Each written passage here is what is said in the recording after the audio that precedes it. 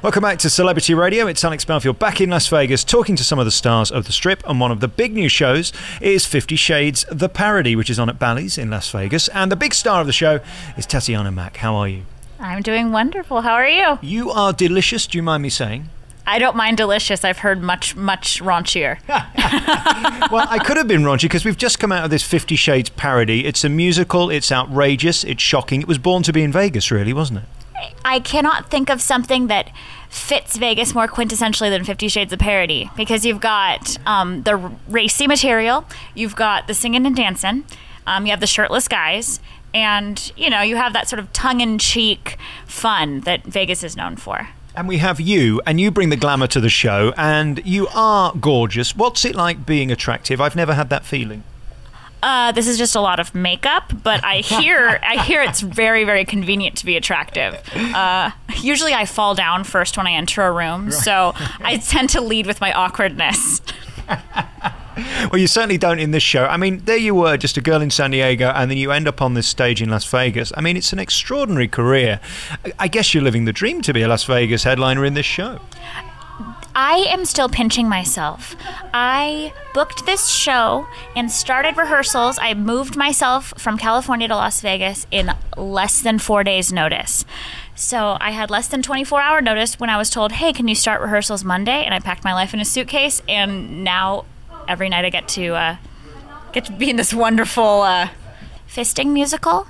Yeah, I mean, let's be honest, this is R18. You wouldn't want to bring your granny to it. When you saw the script, was there a moment when you thought, hang on, this is a little too far? It was... When I read the script, I raised my eyebrow, but it was that first day in rehearsal when I was informed that I was going to be in the center of a dream ballet with jizz ribbons, ribbons to represent jizz, if you will, that I debated bringing my mother.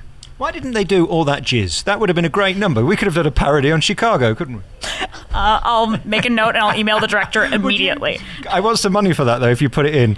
This show is basically a 69-minute mockery of the 50 Shades of Grey. And let's face it, it's not that hard to parody because the book is so silly. And it amazes me how girls have taken this book and they've fallen in love with it. Have they not heard of internet porn? You know what? I think that women like to use their imaginations. So it's kind of... I hate to generalize like that, but I do think that part of the allure of 50 Shades was that every woman had her own Christian Grey in her mind. And I think we really play with that. That's something that I think that what we do, we really parody that, you know, fantasy Christian Grey that every woman had in her mind. Well, actually, this show gives me faith because the real Christian Grey in the book and in the film is this amazing Adonis. And of course, I'm a deeply unattractive man, very, very ugly. And it sort of makes you feel very insecure. But in this show, you suddenly feel more attractive than you did when you walked in. Do you know what I mean? I don't know how to respond to that. Well, you could deny it. No.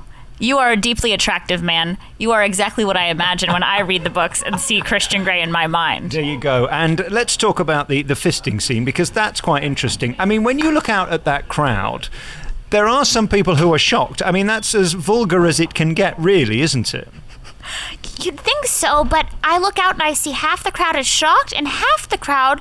These women are cheering. And the glee in their eyes is just amazing to me. Do people really do this in real life? I mean, it's extraordinary. They do. This all has to come from somewhere. You see, I'm British, and we just don't go in for this sort of thing. I'm sure there are those of you that do. It's not a strictly American hobby, I can say that much about fisting. There you go. I didn't know we'd be talking about this so much today. This show is on here at Bally's, which, of course, is one of the most legendary places to perform in Las Vegas. For you, I mean, is this a dream? Are you living the lifestyle? Because, I mean, who knows when these shows open, when they close? You're here now. I mean, are you enjoying every second? I am certainly enjoying every second. I live not too far away, so every night before I go to bed, I get to look out over the lights of the Strip. I mean, heck, I get to drive to work every day in Las Vegas and see the, you know, everyone on their most wild weekend of their lives, I guess. And it's really, you know, it's one of those dreams as a performer. It's not uncomfortable, this show, for men, which is great because it could be. I'm glad that you did that. Some of these sort of female-friendly shows make you kind of feel as if you're not welcome. This is inclusive, not exclusive. It is kind of rude and smutty, but as I wrote in my review, the songs are done really well, because if they weren't, it would kind of flop. It has to be done really well for the parody to be a parody, doesn't it, with these type of shows? I think in our case, the fact that it's a musical helps that. I think a musical in and of itself is very, it's in kind of an absurd form. And so because we stay so true to the form of the musical, it allows there to be some substance to our parody. And it allows us to stretch this joke for 69 minutes that perhaps doesn't seem like it would last that long. Right.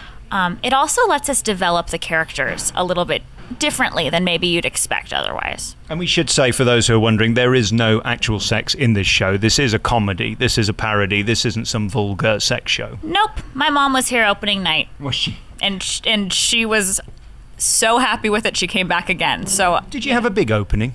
I'm not going to answer that. No, I set you up for that one. I mean, there are some songs in this which are incredible. Give us some of the titles of songs in this show. There's a hole inside of me. That needs filling. Yes. And then the various reprises of that song. Then there's can I use the F word? Of course. Then there's I don't make love, parentheses, I fuck, which comes from a real line in the book. A lot of the best jokes in the entire show come from actual lines in the book. Of course, the Red Room of Pain, describing Christian's iconic Red Room of Pain.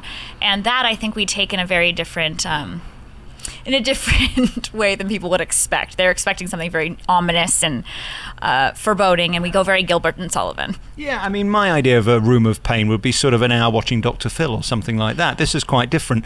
What I loved at the end, you do this number, and it's sort of a parody of One Day More from Les Miserables. There's loads of in-gags in this that I'm sure half the audience don't even get. It's quite clever, isn't it, the way they've put the script together? We have a Phantom of the Opera parody, and we have a Les Miserables parody that it is a kind of nerve-wracking moment for us, because we spend a good 2.5 minutes of the song wondering, are they going to get it? Are they going to get it? Will this flop? And there's always at least, that good chunk of the audience that is theater nerds like us, and those are the ones that are laughing the hardest, and there's a payoff there. The great thing about this show, it's got a beautiful soundtrack to it, it's got a great script, and it's tightly performed. How draining is it at this point? I mean, you've been on stage for 69 minutes exactly. Is it a walk in the park to you now, or do you still have to really focus and work at it? If we're doing it right, it's never a walk in the park, because every audience is different. And every audience is going to require something different of you. And the second that we stop paying attention to that is when it will get easy, but it's also when it won't be funny anymore.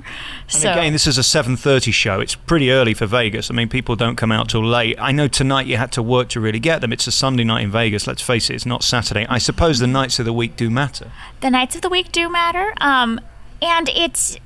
And it's funny because often our Friday and Saturday audiences are more focused on the partying that's going to happen afterwards. And we get these Tuesday and Wednesday crowds that are just rearing up for their week and they're ready to see something funny.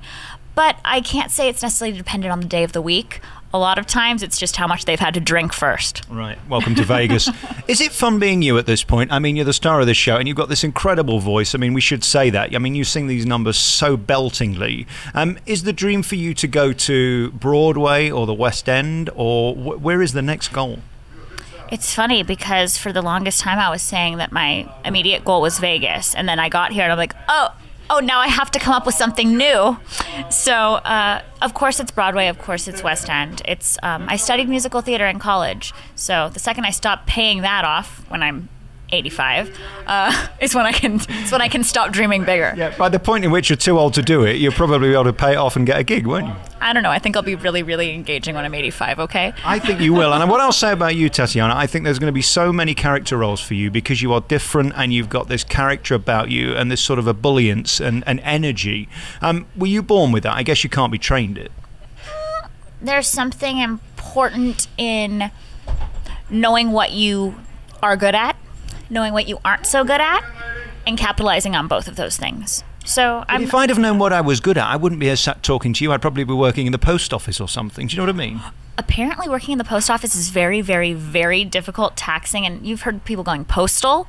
Right. I think you probably made the right choice. Listen, congratulations on being you. You are delicious. You are fabulous. Tatiana Mac is the big star of this 50 Shades of Grey parody. It's on at the Bally's in Las Vegas. Come and see it. It's a short show, which is great, and that's what I love about Vegas. They don't have you hanging around all night. Get you in, give a great show, all killer, no filler, and then get you out to party, and that's what Vegas is about, isn't it? I like that. All killer, no filler. But in this case, we have a lot of filler. There you go. It's been great talking to you. Thank you for filling me in on things like fisting and lots of new things I've got to go and now Google and research. I do hope the web people aren't going to be looking at my account. Great to talk to you. Great talking with you. Thank you.